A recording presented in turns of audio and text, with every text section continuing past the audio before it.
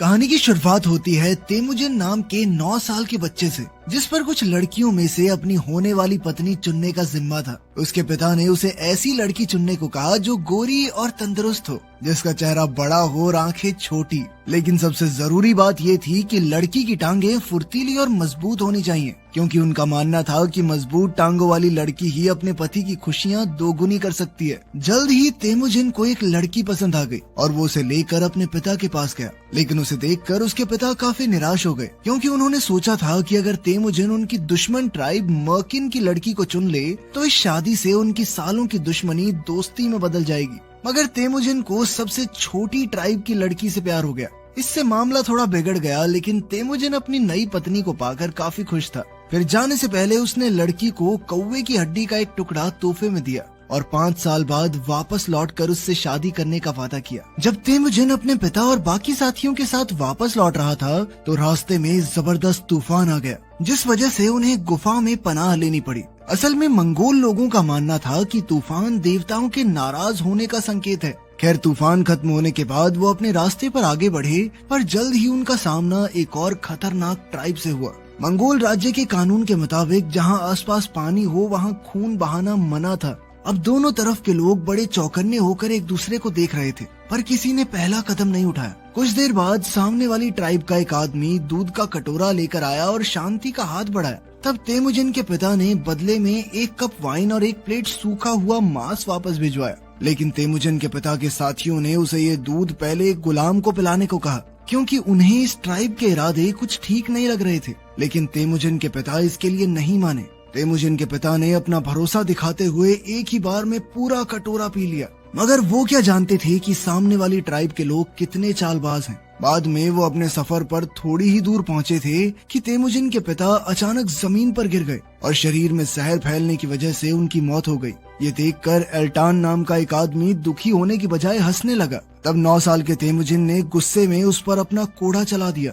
मगर अब उसके पिता की मौत के बाद जल्द ही एल्टान बगावत करके ट्राइब का सरदार खुद बन गया। तेमुजिन की माँ ने लोगों को अपने साथ जोड़ने की कोशिश की, मगर वो नाकामयाब रही। उसने एल्टान को चेतावनी देते हुए कहा कि तेमुजिन भविष्य में अगला खान बनेगा और वो इस धोखे का बदला जरूर लेगा। दरअसल मंगोल लोगों में सभी ट्राइब्स के राजा को खान कहते हैं। इसका मुस्लिम समुदाय के लोगों से कुछ लेना देना नहीं है। खैर, तेमुजिन की माँ की ये धमकी सुनने के बाद एल्टान ने सोचा कि इसको बड़ा होने क्यों देना है, अभी खत्म कर देता हूँ। लेकिन नियमों के हिसाब से बैलगाड़ी के चक्के से छोटे बच्चे को मारना पाप था। तेमुजिन चक्के से थोड़ा सा छोटा था तो इस बार तो वो बच गया। लेकिन एल्टान ने ये धमकी दी कि कुछ महीनों बाद लौट के इसको जरूर मारूंगा। अब अपनी हिफाजत के लिए तेमुजिन सर्दियां शुरू होने से पहले पवित्र पर्वत के मुश्किल रास्ते पर निकल पड़ा, ताकि वो देवताओं से दिव्य सुरक्षा मांग सके। मगर इतने मुश्किल रास्ते पर कड़कड़ाती ठंड की वजह से वो बेहोश होकर बर्फीली जमीन पर गिर पड़ा। पर तब भगवान ने एक और लड़के को उसकी जान बचाने भेज दिया।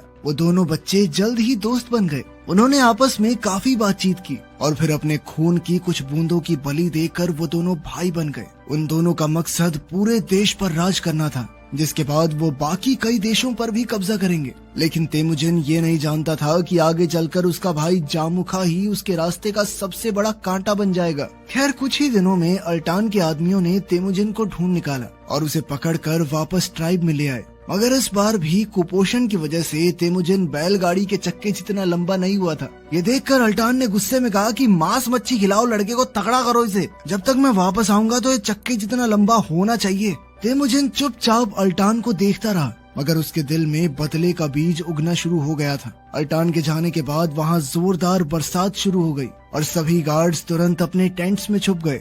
इसी मौके का फायदा उठाकर तेमुजिन वहाँ से भाग निकला। वो अपनी जंजीरों के साथ बिना रुके दौड़ता रहा और सीधा पवित्र पर्वत पर पहुँच गया। फिर उसने अपना सर झुकाकर सच्चे मन से भगवान को याद किया, ताकि वो उसे इन जंजीरों से मुक्त कर दें। कुछ ही पलों में वहाँ एक भेड़िया आ गया, जिसकी तेज तर्रार नजर मानो तेमुजिन की आत्मा को देख पा रही हो। लेकिन तेमुजिन को किसी बात का डर नहीं था। जल्द ही भगवान की मर्जी से तेमुजिन अपनी जंजीरों से अपने आप आजाद हो गया। इसके बाद कई साल बीत गए और तेमुजिन अब बड़ा हो चुका था। मगर अल्टान अब भी तेमुजिन के खून का प्यासा था। लेकिन तेमुजिन भी हर बार उसके चंगुल से बचकर भाग निकलता। उधर अल्टान की ट्राइब का भी बुरा हाल था, क्योंकि अल्टान बेहद निर्दयी और अत्याचारी था।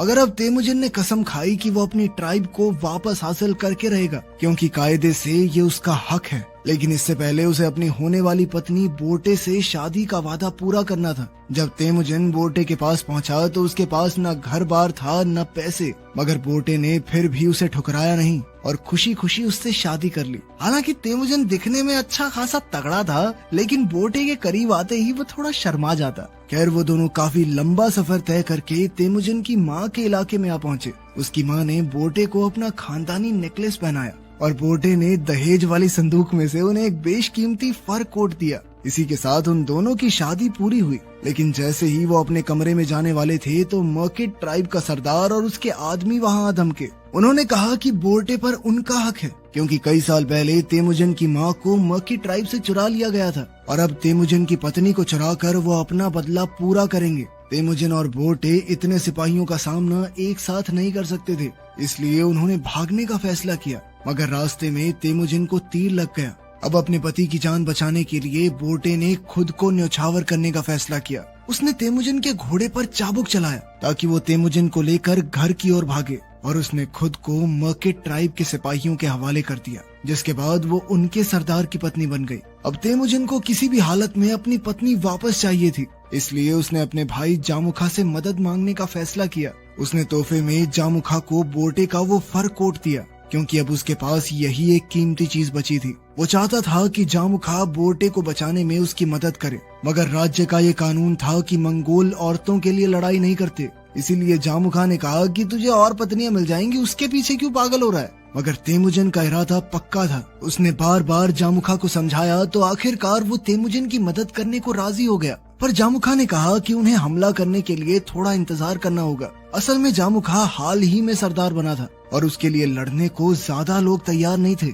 अब तेमुजिन के पास इंतजार करने के अलावा दूसरा कोई चारा नहीं था। जल्द ही कई महीने बीत गए और फिर दोनों भाई अपनी फौज और घोड़े लेकर मर्किट ट्राइब पर हमला बोलने निकल पड़े। रास्ते की पथरीली पहाड़ियों में एकदम सन्नाटा था और इसे देखकर जामुखा को खतरे का एहसास हुआ। जामुखा का शक सही निकला, क्योंकि इन्हीं पत्थरों के पीछे सैकड़ों मर्किट योद्धा छिपे हुए थे और उन्होंने अचानक जामुखा की फौज पर जोरदार हमला बोल दिया। मर्किट फौजी खोपड़ी के मुखौटे लगाकर जबरदस्त लड़ाई कर रहे थे, मगर जामुखा की फौज भी कुछ कम नहीं थी। दोनों तरफ से सिपाही डटकर अपने दुश्मनों का सामना कर रहे थे। तब जामुखा ने अपनी तलवार निकाली और उसकी तेज धार से सब्जियों की तरह दुश्मनों की गर्दनें काटने लगा। इसी मौके का फायदा उठाकर तेमुजिन मर्किट ट्राइब के कैंप में घुस गया और अपनी पत्नी को ढूंढने लगा। मगर जब उसने बोटे को देखा तो वो प्रेग्नेंट थी और ये पता लगाने का कोई भी तरीका नहीं था कि ये बच्चा तेमुजिन का था या नहीं। लेकिन फिर भी उसने बोटे को अपनाने का फैसला किया। तेमुजिन को देखते